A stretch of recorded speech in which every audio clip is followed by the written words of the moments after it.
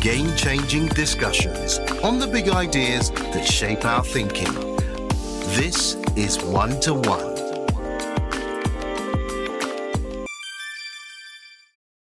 Previously on One2One. When the organizers of the festival were announcing the film, they actually told us that this is the first time. If the organizers recognized it as a Nigerian film, who are we to now begin to say, oh, it is not a Nigerian film and all that? But it has put Nigeria on the map. It has. And then the other thing it has done for Nigeria is that there's going to be some attention to our content now. I mean, I was very proud of that moment. In fact, I had goosebumps when they said from Nigeria, when they walked on the red carpet in Cannes. We go to Cannes every year, but we don't get on that carpet. Of course, when we talk about the movie industry in this country, we're talking about that industry that we all affectionately refer to as Nollywood. Nollywood, yeah. Yeah, it's been going, 30 years, thereabouts, and you've seen it all. The entire evolution, the trajectory of the industry. You have borne witness to that. And of course, I'm sure we've all seen it grow in leaps and bounds. I'm sure you, from an even more technical side of things, you've seen things develop and evolve. So I'm going to ask you a question that I've asked at least one other individual from your industry who I've had the pleasure of interviewing. Has Nollywood arrived? And would you say that we're right now at that point at which we are able to stand shoulder to shoulder with other products from other climes? I would say that I won't say that Nollywood have arrived, because if you say something has arrived, then you have gotten to the point. But I would say we're here. Nollywood is here. It's at the stage where it's beginning to get global relevance. You know, I'm very real, you know. And it's not just one-off, you know. They talk about us. They hold conferences about us now. They are beginning to accept our products. Our products are going far and wide. We have products now that can be seen in different parts of the world. I mean, we have the example of Black Book, you know, which launched on one streaming platform, and then it's seen in about 93 countries. That's RMD. You know, the one by RMD, the one by Black Book. Yes, yeah, absolutely. We had some other ones not too long ago. We made it to Cannes. Yes, we did. You talk about that. Yeah, yes, it's huge, and that's not even the first time we have been selected at very prestigious festivals. We have conquered Toronto. We have been to Toronto severally. We've had selections in Toronto severally, in Sundance, Sundance, and so on. So we are here, and we are determined to go even further, even to the point of arrival yet. We can't stand shoulder to shoulder, you know. I won't pretend about that. Yet. You know? Yet. Yeah, we can't say we are standing shoulder to shoulder, but we have potentials of standing shoulder to shoulder with any other industry in the world. And we're on a journey. Yeah, we are on that journey. Even the practitioners are determined. Government on its part is determined to play that role, that expected role, to get them to that point. Because what government generally needs to do, and I'm sure we're going to talk about that, is to create the environment, you know, and all that. And even from what we had in Cannes, you know, government created something like a platform called Screen Nigeria, where people were able to use the opportunity to network, to sign deals and stuff like that. So we'll get there. We have the potentials, we have the talents, we have the stories, you know, that will properly resonate with everyone. Original stories, that is. Because if you check, most of the time, these guys come back here, pick up our stories and tell it to us, back to us, and then we'll be screaming. But we have the stories, we have the talents, we have people who are passionate about making films, you know, and all that. And I'm sure we will, very soon, with the right structures in place, very soon we will have said, okay, we have arrived. Yeah, absolutely. And it's quite evident that we are on that journey. Yeah. And we are making very, very strong, very significant progress. Yeah. So Shaibu Husseini, it's how we get there, though, isn't it? That really is the issue. And I'm quite pleased that you've spoken about collaboration and being deliberate. But It occurs to me that events like Cannes, Eurovision Song Contest, they actually feature movies, events, productions that are literally owned by countries. Okay. As you said, this is not about commercial content. Yeah. It's about soft power. Yeah. Okay. So, to what extent do you feel that we have succeeded? I'm talking about policy and strategy now. Okay. In getting behind, picking a movie, getting behind it, and sending it to Cannes, which is essentially what happened with this movie that we're talking about here, British government and the BBC. Yeah, there's a movement now towards that direction, especially with the setting up of that platform called Screen Nigeria. The Screen Nigeria is one aspect of the Nigerian Everywhere program of the Federal Ministry of Arts, Culture, Tourism, and Creative Economy. Now that this has happened, I mean, we're just a year or two in office. We had a meeting on return from Cannes with the managing director of the Nigerian Film Corporation. And we sat down in a strategy meeting and we felt that we need to identify stuffs like this, promote them, not only promote them, but support them, to get the right, festival managers, programmers, who will look at the production as it's made. Then from there, they can advise on what we can do. We tried it with one project, even before I became DG of the Film and Video Censors Board. And what killed it for us, the project was almost going to get into a major festival like Berlin. But what killed it for us was the advice of a distributor to have that film premiere in Europe before it premiered in Nigeria. And the moment you premiere the film in Europe, it has already gone everywhere. So no festival will touch it. So we need to also know how to plan those strategies. So we said maybe what we do going forward is to ensure that we give the kind of support that we need to give, to filmmakers who are interested in having their films go there. And we have provided, me personally, I've provided advisory, to some filmmakers when they get to me. And now that I'm even in government, it's even more, it's even better, now, so that once we identify those kind of films, then we can always give them some support, to be able to talk to programmers. Because whether you like it or not, that film did not get into Cannes just because somebody submitted it.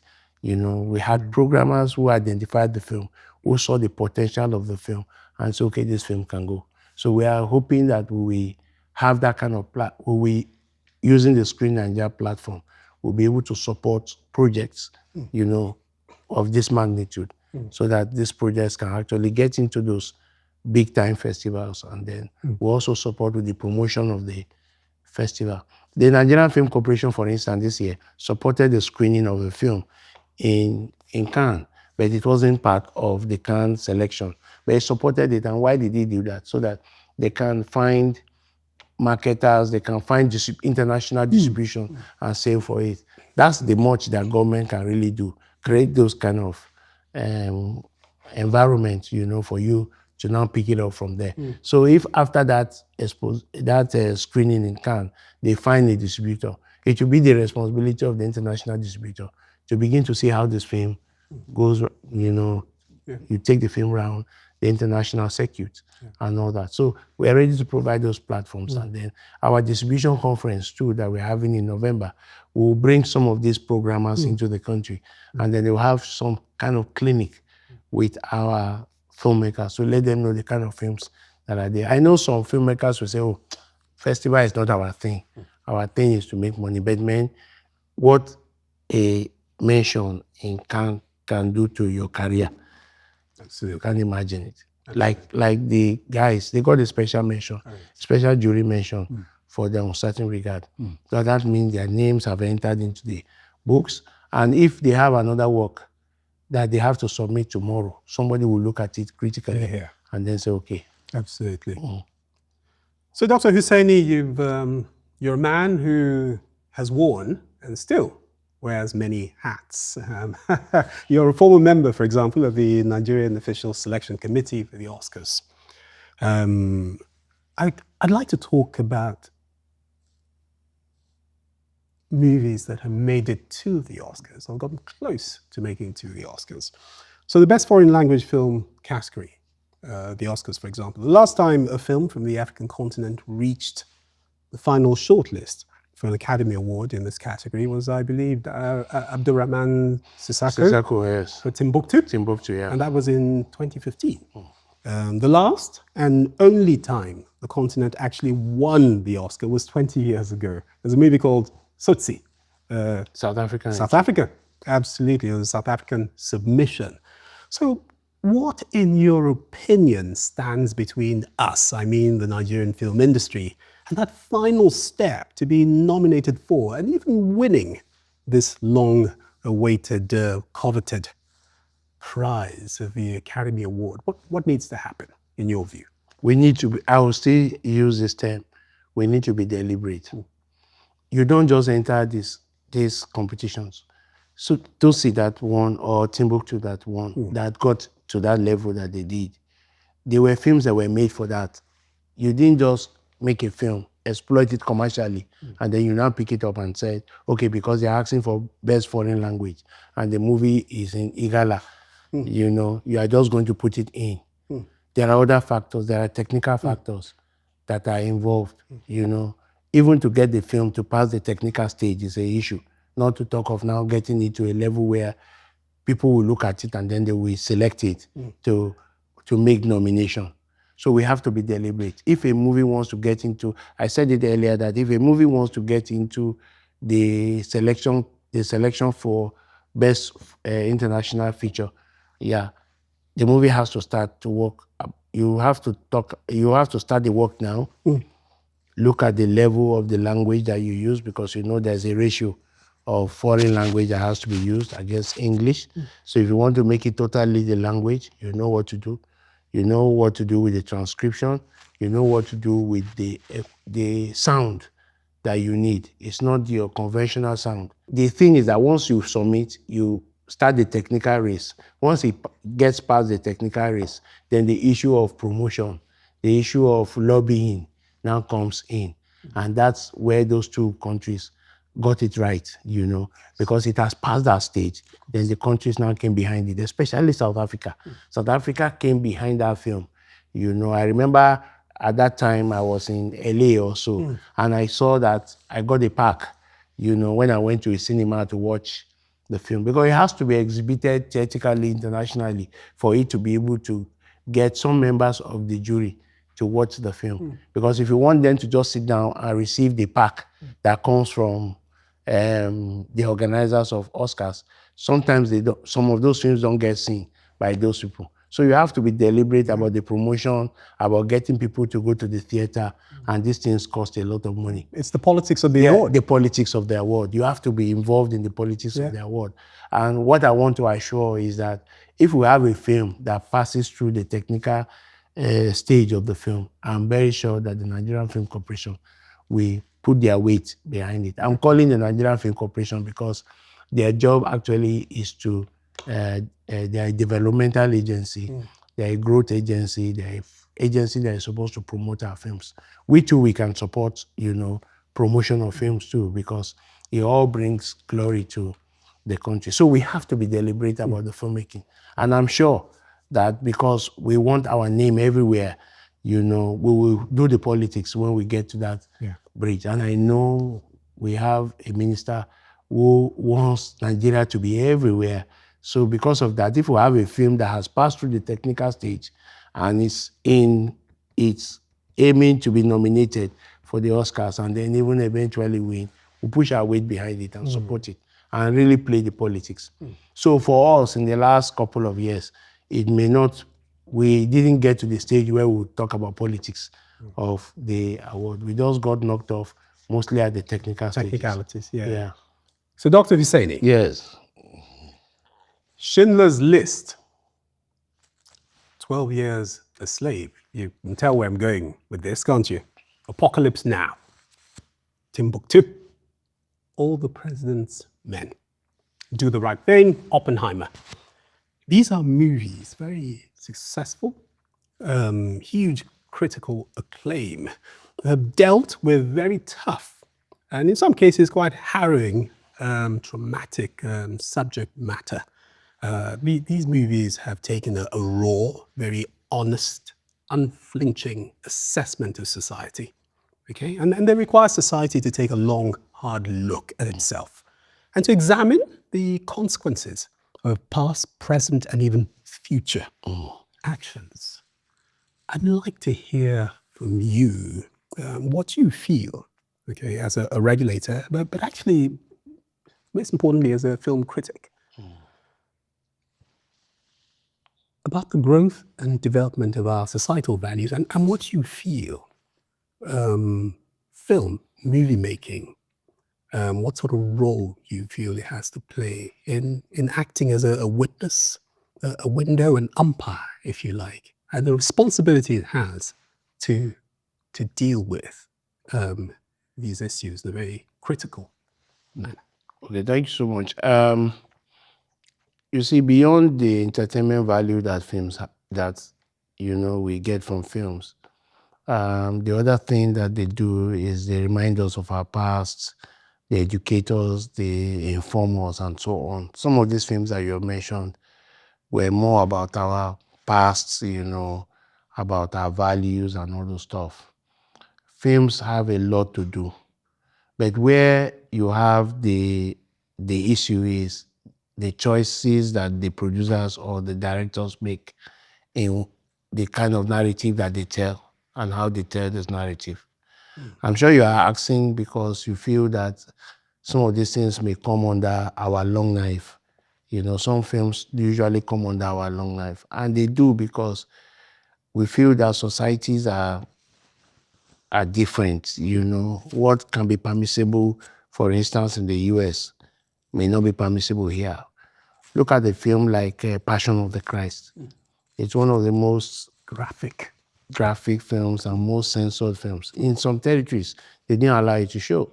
In some territories, they even forced the filmmaker to turn it to black and white images, so they don't have to see the blood and all that. So that was Mel Gibson. Yes, Mel Gibson and the rest of them. So when you are telling the story, it depends on, you must consider the environment where you are telling the story and when you are going to push the story to. I recall that when I was working on radio, we had something called radio cut and club cut. So you make music that you play in club, and then you make music that can go on radio for everyone to hear. Likewise, if you're a filmmaker, if you're making a film, you look at the environment where you are going to sell those films, and you make those films to suit the sensibilities of that environment where you are making the film. There are some that will take it, and there are some that will tell you, oh no. I know about societies where if you do anything to touch on religion, to touch on their culture, they will not allow that film to circulate in that area. Recently, I've seen that some musical videos of, let me digress a bit, some of our big stars, their musical videos are becoming very decent. Now, there's a reason.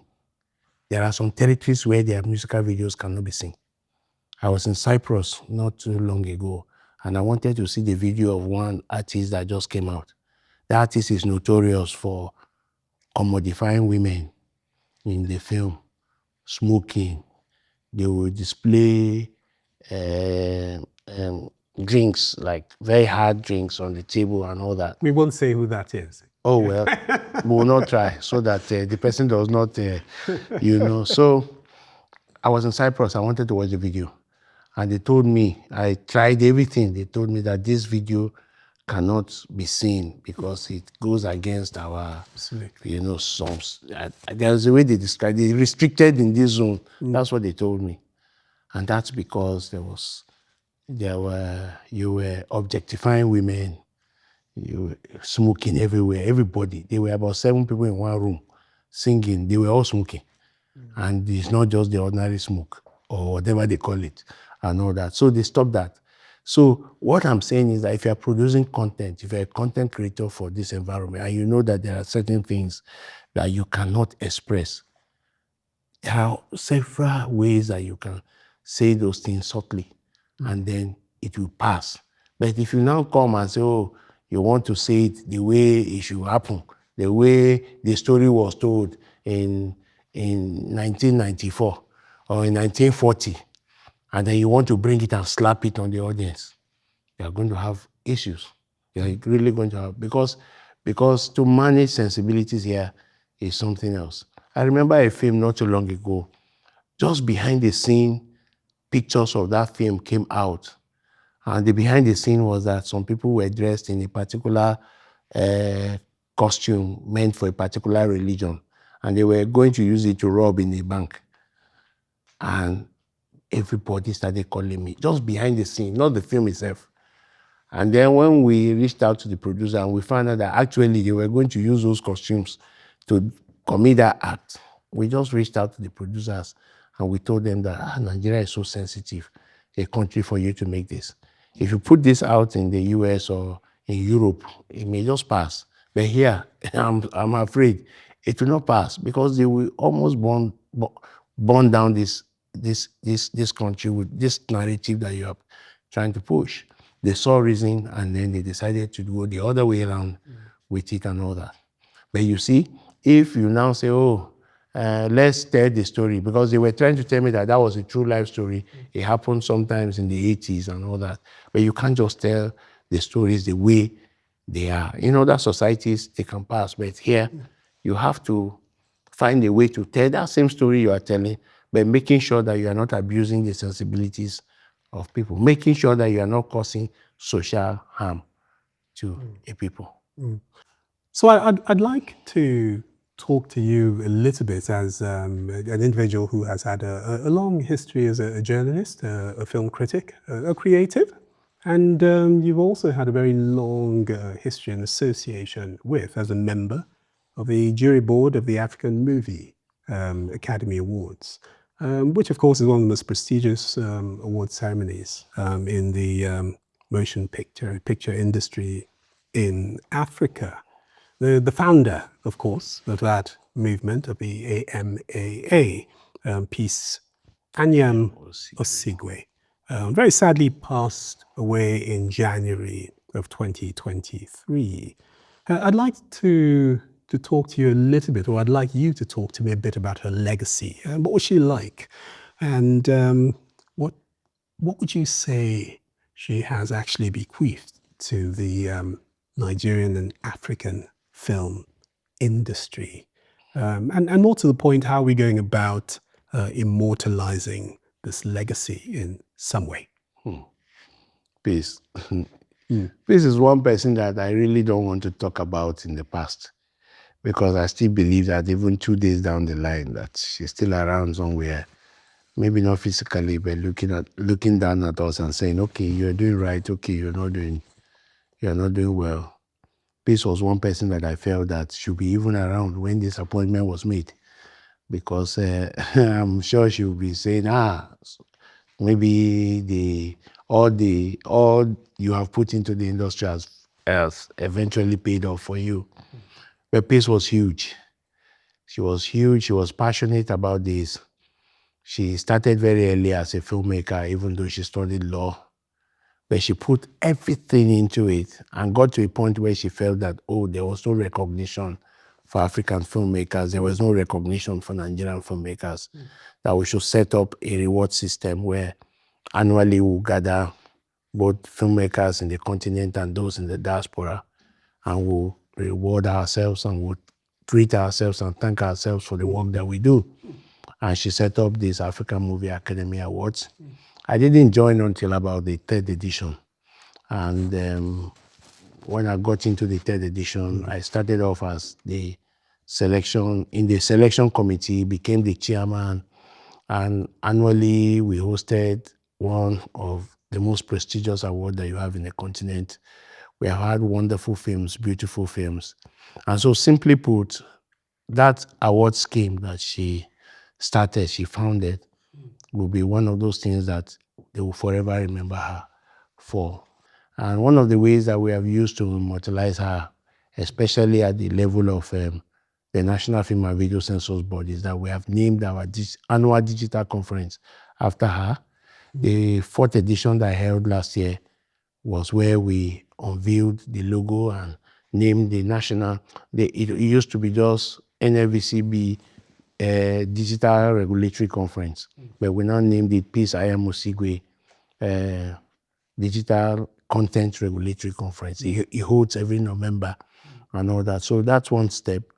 The second step is to ensure that AMA continues. AMA does not go off because she's not there, and that's why some of us have even volunteered, to give some extra time to ensuring that we still serve maybe on the jury. I will count myself as those who benefited from her capacity building ability, because the moment she discovered that I was good at the work that I was doing, she exposed me to a lot of short internships at festivals and awards and all that. And I give her a lot of credit for my journey, so to speak, in the film space and all that. So we really miss her, and we'll continue to do our best to keep Yama going. She was very passionate about film. You will even think that she founded the medium, the way she went, about it, but she was very passionate. She wanted us to be our own kings and queens in the industry. That's why this AMA. And under her, with AMA, she has brought the best from Hollywood to come. She was one person who believed in collaboration, who believed in making sure that we, the best practices. We have standards, as an industry. But we miss her. Yeah, it's I mean, so many people have given so much in society, and there's no doubt from the way you've spoken that this is one person who really touched many lives and did quite a lot to spur on. A lot. And I'm very happy that while she was alive, government recognized her contribution and gave her the national honors of Member of the Federal Republic and the rest. Probably we'll be pushing for her to also be posthumously remembered, and maybe they promote her this time to a CFR, because her contribution, I must say, has been legendary. Dr. Shaibu Husseini, it's been quite an amazing conversation. Thank you so much. Thank you so much. Thank you so very much. It's been my pleasure. It's my pleasure. Thank you. Thank you.